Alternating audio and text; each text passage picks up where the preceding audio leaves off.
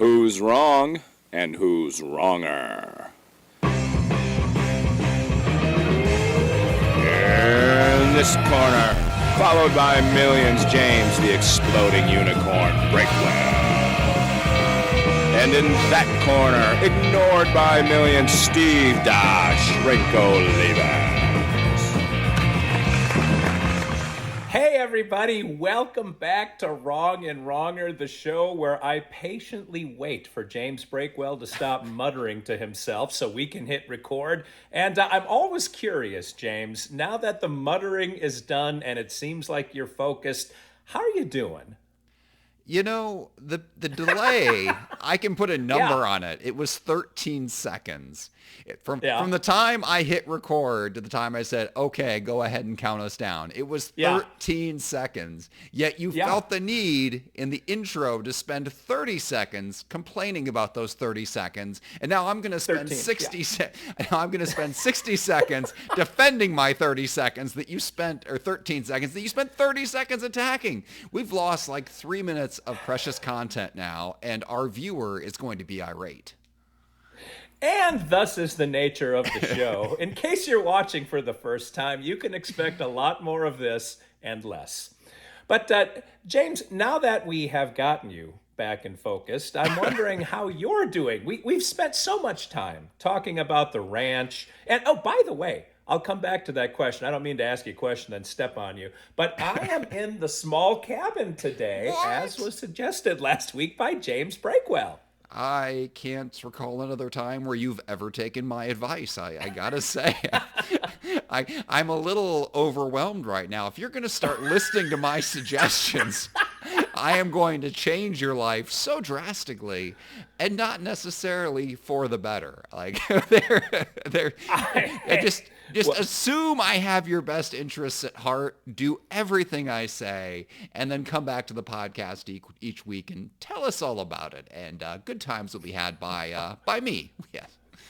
Wow, you're like a best-selling self-help author. Yes. Life by James Breakwell. Yes. And if you just follow these 12 simple steps, you too can live the life of Ryan that James Breakwell is living. You know, and that's more true than you think, because that self-help guy, I mean, really what he's teaching you how to do is help him by buying his book. Like, I get that. So you'd be helping me by generating better content for this podcast so I could continue raking in these zeros of dollars we've got. Like, you know, God willing. Oh, you've made tens of dollars. Come on. Come on.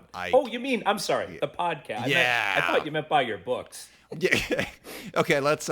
Someday I'll break the dollar mark. You know what? It's we're getting into tens of cents territory on the books. But yeah, the podcasts. I can't even imagine what it would take to make a profit in this. Probably, first of all, we'd have to have some way to generate income at all. But right now, that's we just buy equipment for this podcast, and once every 3 years, I send you reimbursement for whatever you pay to host this podcast. True. Yeah. And that's about it. And then. Yeah, it drains us financially, it drains us mentally, it drains us emotionally. Like it is the leech on our life, yet we come back here because we can't bring ourselves to pry it off. All of this and more can be found in Breakwell's new book, The 12 Steps to Healthy Living. Wow, that was such a... I feel uplifted, Jane. You are the wind beneath my wings. I am. Speaking of wind, go ahead. I would love you to speak about wind, please. Is it actually too windy for you to be outside for once? Is it? Yeah. So you're not in there because of me. You're in there because of the earth trying to kill you again. I don't know what I would have done had you not suggested I be in this cabin, because I would have been trying to figure out how to block the wind from the end of my phone. But the other issue is the bullfrogs are doing their best James Breakwell impersonation, and they are being unreasonably obnoxious this morning because it rained last night. So all of the cacophony led me into the small cabin. Yeah. Interesting. So the bullfrogs, are they try to mate? Like they get excited after there's a little bit of rain, or they're hungry, or defending new like aquatic territory? What is going on there with the bullfrogs? That's a good question. Every time there's a strange occurrence in nature around here, I try to research it a little bit so I can understand it when the deers do something weird or the turkeys are being the crime syndicate that they are. I have not looked into bullfrogs. Mostly because I don't get frogs. We apparently on the ranch have two kinds of frogs. We have tree frogs and we have bullfrogs. And apparently, I made the mistake and deposited a tree frog down by the pond. And someone on Twitter was quick to point out, wow, you just sent that one to its death. But the bullfrogs are the size of rabbits. Like, they're enormous. And Mrs. Steve was going to go down and try to rake some of the pond grass, I don't like cattails and stuff, rake them out of the pond, but she's afraid of the bullfrogs. I'm old enough to remember the movie Frogs from 1972. Perhaps you've seen this campy B horror flick, James Breakwell. But frogs eat people. That's what I learned in my youth. And so I'm a little bit scared of them too. So I don't know if they're trying to lure me to my death, or if they're trying to get lucky down there, or if you said they're defending their aquatic landscape. But there is a lot going on at the pond. Well, I'm a little disappointed that you would lie to the viewers like that, because What? you said you remember bullfrogs from the 1972 movie Frogs, when clearly Yeah. you remember bullfrogs from the plague of Egypt when Moses said, "Let my people go." Like, clearly you are old enough to have been contemporary with that. With that being said, what's the mechanism by which Mrs. Steve feels these frogs will bring harm to her? Like, I understand if they come in and they eat your crops and cause a famine, but that just seems like kind of a long-term problem. That's not really a jump scare situation. So in this movie, which you definitely didn't see and which probably doesn't exist, how did these frogs even kill people in the movie? Oh my God. First of all, in the newspaper, I remember clearly as a 5-year-old looking at the newspaper ad, and there was a frog with a man's hand hanging out of its mouth. And I had to see that movie. Yes. And anyway, I digress. The frogs will do a thing. There is a jump scare opportunity here, because when you walk down to the pond, the frogs that are spending their time sunning themselves on the periphery of the pond will take that opportunity to belly flop. And it's like someone threw a bowling ball into the water when they hit the water. And it is a freaky, scary sound. So there is always the ominous harbinger of doom. But the belly flop itself does no harm to Mrs. Steve, correct? Like, this is not an offensive belly flop. They're not belly flopping at her. They're just belly flopping in general, correct? I don't know how you could do an offensive belly flop, although you in a bathing suit is a little bit offensive in my mind in the first place. But my fear is the belly flop is sort of like a rattlesnake rattling its tail. It's saying, you're not in danger yet, but you're getting close. That kind of thing. Interesting. So, as the defender of the household, then you no doubt rush down there to bravely rake up the cattails, because you would not fear these assault belly flops. You, of course, are immune. James, I don't define myself as the raker of the cattails like Mrs. Steve does. I define myself more as I'm going to go in the small cabin and avoid the call of the bullfrog. That's more my role here on the ranch. So what you're saying is you've let the bullfrogs win. You, who drove around on a giant mower shooting at rattlesnakes like some sort of crazed hillbilly, you are afraid of bullfrogs. Are bullfrogs immune to rakes and bullets and loud sounds that scare them away? Like, if you go down there, are they just going to hold their ground and then at a key moment belly flop, which in no way harms you or anyone else on the property? Two things. One, I remind you of the newspaper ad for the movie Frogs. And two, if you're going to wrestle a shark, don't do it in the water. You know what I'm saying? Like, do it on land. Bring the thing onto your turf. Don't try to go onto theirs. The pond is the turf of the bullfrog. They have the distinct advantage. I have an image in my head now of trying to wrestle a shark on land. Just picture, you got your typical like WWE wrestling ring with the ropes there, and there's just a shark that has like a minute and a half to live outside of the water, and then there's you. Yeah. And like really, realistically, this shark is not going to harm you in any way, unless unless you approach it to wrestle it, in which case I can't imagine any scenario where you don't get bit to death. Like, I just feel like it would flop around enough, and enough of its body is like face by area percentage that it definitely is going to get some key bites in. If you were wrestling a shark of any size on land, I would put money on the shark. But if you were going to lay odds, maybe Olivas wins 1 out of 100 on the land. I win 0 out of 100 in the water. And I think you and I are saying the same thing, James, that's why I shouldn't go near the pond. You know, I have, well, no, of course, because first of all, bullfrogs do not have mouths full of teeth, and to date have killed 0 per people in the history of the world.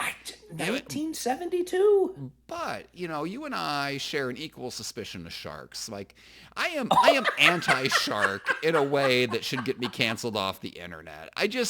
People are, okay, so first of all, we've got way too much Shark Week propaganda. So have you seen Shark Week on the Discovery Channel? Oh, it's coming in a couple months. Yeah, I mean, this is from back 20 years ago when people still had cable. So I have not seen Shark Week in this long time, but every Shark Week was exactly the same. They show a few scary documentaries. There was that one shark that swam up the river on the East Coast somewhere and ate like 3 people and then disappeared. And they're like, and they try to make them scary. And they're like, but actually sharks are afraid of us. Sharks are our friend. We're killing the sharks. We have nothing to be afraid of. And yet, during World War II, the last time there were substantial numbers of people in the open water, because ships were getting torpedoed. Sure. Sharks ate all kinds of people all the time. It was a huge, huge issue. They had to issue shark repellent. I mean, there's so many, like the story of the USS Indianapolis was torpedoed. Those guys were in the water for 3 days, and they were just picked off systematically by sharks. There's that story Unbreakable, which they also made a movie about, where the guy went like 1,000 miles or 1,000 whatever it was in a raft, and this giant shark was bumping the thing and trying to knock him off. Like, sharks very clearly want to eat people, and the only reason they don't do it more often is, for the most part, we are close to the shore so that when we see a shark, we can get out. And the fact that they only eat like 5 people a year is because there's like 15 people in the open ocean. Like, they get 1/3 of them. So yes, if you want to be afraid of sharks, either in the water or in a wrestling ring, I support your fear. If this podcast were just us saying, I can't rake the cattails because there is a shark in the pond, I would be like, good move, Steve. You have made a prudent decision. But if you're going to tell me I cannot rake the cattails from the pond because there are bullfrogs harmlessly belly flopping away from me, I'm going to call you a coward and a fraud, and I rest my case. They're hard to shoot, the bullfrogs. Why do you have to shoot them? They flee. They flee at the first sign of you. They flee loudly so that you know they're fleeing. This is their signal of submission. They slap their stomachs against the water to say, I yield the cattails to you, the large biped holding a tool. And that's not enough for you?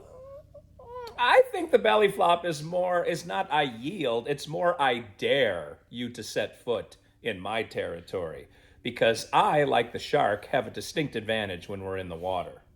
Okay, so let's back this up. You and the bullfrog are in that same wrestling ring. How does that wrestling match go? Well, I may carry a frogging stick. Have you heard of that? Yes, actually. It's basically the same as a trash stick. Like, it's if you're a convict on the side of the road. Just a stick with a point on it. It's a spear. That's what you got. You got a frog spear.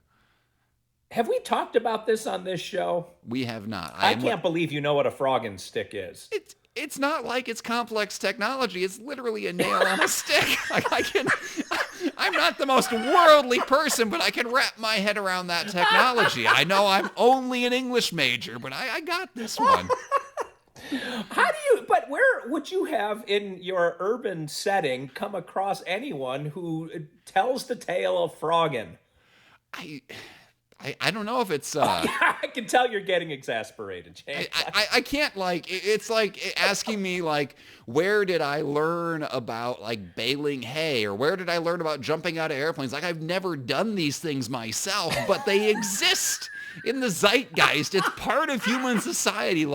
well, gee, where do frog legs at restaurants come from? Like they don't negotiate with the frog. They don't like set up a sting operation where the frog comes into like a fake frog village and they, capture them.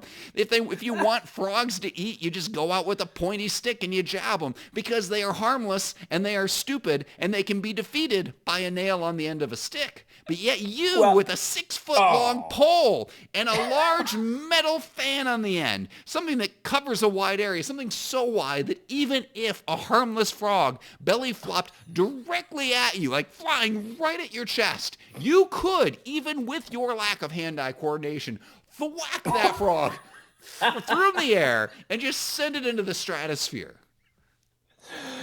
James, I am touched by how much thought you're putting into my dilemma. However, I do remember where I learned about frogging, the moment that it was explained to me. And so the fact that you cannot tells me that you're lying. That's the only thing I can think of. Yeah. How do you think? Do you think I don't know what it is and I just got lucky? Or how do you think this knowledge entered my head? Are you accusing me of being a like secret frog stick poker? Like, are you saying Yes. I've done this? Okay, you're saying I'm a closet frogger. Whoever explained it to you must have created such a shameful scenario that you don't want to recount it on the air. Okay. But the point of the frogging stick, almost literally, but I didn't mean it that way, is that I don't have the stomach to do that. I can shoot an animal I haven't yet, but I could at a distance to eat that animal. But to take a stick with a nail and jab a frog with it seems barbaric and inhumane to me. So it's just distasteful enough that I don't want to do it. I'd rather shoot the damn thing. I went humane frogging once. This was back in high school. And it was in the days. You have frogged? Wow. Well, not like real frogging though. This was back in the time when you could, go over to a high school teacher's house without anyone going to jail. So he invited over like the entire grade to go frogging at his house, and probably 10 or 12 of us showed up because it was, for extra credit. And I'm motivated by one thing and one thing only, and that's my own, vicious self-interest. So we go out there in the dark to this stream on his property, and I think we stood in the water and caught 0 frogs. I don't think any frogs were even out there. I think it was just, I don't know if it was like some weird psychological experiment or if he was actually testing mosquito bites or something else like that. But we did not have pointy sticks, and we were not going to eat the frogs. I think we were going to humanely capture them, I don't know, raise them or stare at them. I don't know how science works, but we did go frogging. We caught 0 frogs. No pointy sticks were had. So that is my experience in the frog arena. I did, however, actually, when I was really little, probably 1st or 2nd grade, I had a friend who went out and there were a bunch of tadpoles in a puddle. And they scooped them all up, and they put them in an aquarium. They had hundreds and hundreds of tadpoles, which amounted to like 3 frogs. The rest of them just all died. And I assume they released those frogs someday. I don't know. But again, they didn't nail any of the frogs. The frogs were all like cared for. We're not a frog stabbing people. And in return, the frogs have left us around. I have never had a visceral fear response in a frog situation. They've never jump scared me. They've never traumatized me with posters of them eating people. Like, me and the frogs were good. And I don't know what you did to get such an adversarial relationship with them.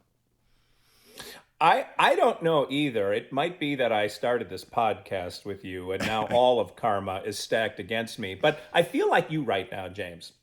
It's a little unsettling, but I feel like there are so many questions that come up based on the story you just told. And the first question is, what is humane frogging? What does that look like? Well, I think it looks like not stabbing the frog with a giant nail on a stick. Like, that would be rather than impaling the frog, you catch it with your hands and put it in a bucket with the goal that the frog stays alive and doesn't end up being digested in your stomach. That's what I would define as humane. Question number 2 Was this a science teacher whose house you went to? The English teacher. No, it was the biology teacher. In that class, man, I have never watched so many movies as in that biology class. I did not go to a good high school. People hear that I went to a private Catholic high school and they're like, oh, the rich kid. It's like, no. It was the Catholic kid. You pay a bunch of money because there's no tax dollars going there. You pay a bunch of money for a facility that's way worse than the public school facility, with teachers who are way underpaid and let you know that they're way underpaid, to go to school in a building with no air conditioning, where occasionally you get out early because there's a sewage backup. But you have a biology teacher who half the time teaches with that occasional, failed frogging attempt, and the rest of the time just plays random movies. Like, I think we watched Pleasantville like 4 times in that class. No complaints. Best class I had in high school. And that's how I ended up being a useless English major, because the sciences had nothing to offer me. I had no idea the story would be filled with that much pain. Otherwise, I would have asked a long time ago. But so when you were in high school, did you dissect frogs? Because I wonder if that was his ulterior motive, was to get some frogs for the class to do their Dr. Frankenstein work on. Now that you say that, we might have at some point, but we also dissected pigs. That was the main thing. We did that in junior high and high school. And like, those things are cheap and easy to acquire. Like, if you want frogs, you just order them from a catalog. You order the dead pigs from a catalog. They just come. You don't have to go out and waste your time mucking about in a stream. Like, I'm pretty sure the goal of catching these things alive was to have them alive, because there's no way he would have ever anticipated getting 60 frogs for his, 2 sections of that class. There's no way that could have been the goal. Well, you gotta double up or triple up. So he may have only needed 20 frogs. So you didn't do the thing where you killed the frog and then dissected it? What high school did you go to? Like, step 1 was murder? All of our things came pre-murdered, Steve. You pay for that. It's kind of like with the food. I know that animal died, but like, I don't have to kill it myself. They don't send me a whole cow and a hammer and say, get to work. Where did you go to school? First of all, we used a gardening shears, not a hammer. No, you dip the cotton ball in the stuff and then you put it in the jar with the frog. Maybe it just made the frog pass. What? Yeah. What? I can't. No wonder you're afraid of these frogs. You were sitting there gassing them in high school. They remember. I can't even make the comparison now, because it's going to get us kicked off of YouTube. But you know exactly what the comparison is, and that is you. That is you and your class, and they remember, Steve. They will not forget. Holy cow! You were gassing frogs. It was the best, humanest way to do it. What was humane about that? Did they like flop around in pain as you sat there and watched? It was like Michael Jackson going to sleep every night. They just passed out. Why Michael Jackson for that? Everybody goes to sleep tonight. Why did you pick Michael Jackson for that example? Because he used propofol to go to sleep every night, and I think that's what we were giving the frogs. And so you had like a whole class dedicated to frog killing. Like, okay, today we're not gonna get started dissecting. We got to make sure these frogs are good and dead. So take your poison, drop it in there, and then we're all just gonna sit here real close and watch as they die. That was exactly what we did. Yes. Did you take notes? What? I can't. What? Wow. I can't believe this is a strange concept to you, James. You killed the frogs. I've been to a lot of school, and never once did a class start off with, okay, we're going to kill stuff. Like, that is not a thing. That is not a thing we do in America. That's not a thing they do for children anywhere. Oh, my gosh. Where do you think those frogs came from out of the catalog? Like they didn't build them in a lab. They took care of it far away. Again, when we went down to the cafeteria, they weren't like, all right, kids, we're going to butcher our own hogs today. Grab your shotguns and let's get started. Like, no, there's a degree of separation. Some things children don't need to see. No wonder you're afraid of these frogs. You're afraid that they're belly flopping into the water to go get their cotton balls covered in propofol and they're going to come put you in a big jar. They've seen those notes, Steve. They remember, and they are coming for you. Wow.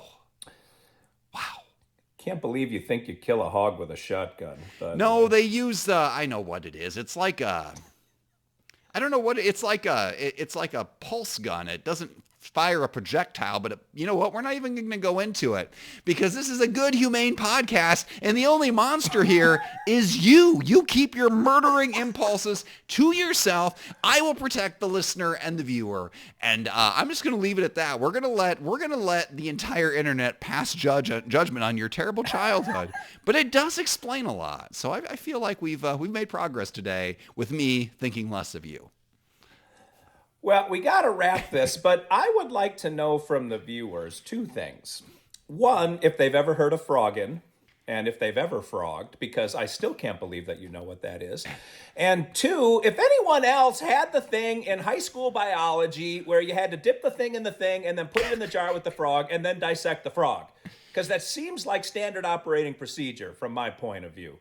Apparently, you live in a rose-colored world that everything lives forever on a farm somewhere that your parents take it. You want people to publicly, on the internet, which is forever, to co-sign on as co-conspirators to frog murder. You want them to put that out there. Yeah, be prepared to be alone on this one. It is you and only you on, like, Shame Island.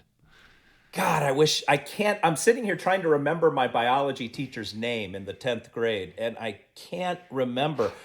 Our first biology teacher left halfway through the year to have a baby, and then we had a permanent sub for the second semester, and I can't remember either of their names as I sit here. You know, otherwise, he's long dead or she's long dead, murdered by like the frog version of Mossad because they have a long memory and they came back for him. Okay, if you don't watch it, they're gonna come for you.